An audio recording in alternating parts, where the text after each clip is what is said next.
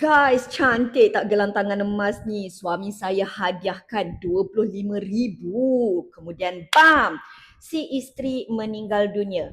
Maka barang kemas tersebut kini menjadi pusaka milik waris faraid si isteri. Boleh tak si suami nakkan balik barang kemas tersebut?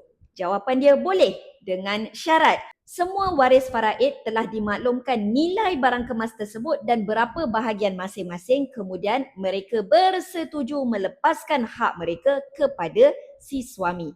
Namun jika waris faraid nakkan bahagian masing-masing dan jika si suami ada kemampuan kewangan, bolehlah si suami ini menawarkan tebus pusaka, iaitu beli bahagian faraid daripada waris-waris faraid yang lain. Boleh tak si suami nakkan barang kemas tersebut tanpa memaklumkan semua waris faraid dengan alasan dia yang beli barang kemas tu dulu? Jawapannya tidak boleh, sebab walaupun dia yang beli barang kemas tu dulu tetapi dia telah hadiahkan kepada isteri, maka ianya telah menjadi milik isteri. Bila isteri meninggal, pusaka isteri. Kalau dia ambil juga barang kemas tersebut, walaupun waris-waris lain tak tahu tentang kewujudan barang kemas tersebut, dia telah memakan harta batil, iaitu mengambil hak bukan yang hak. Elakkan pusaka bertukar puaka. Kita jumpa di video seterusnya.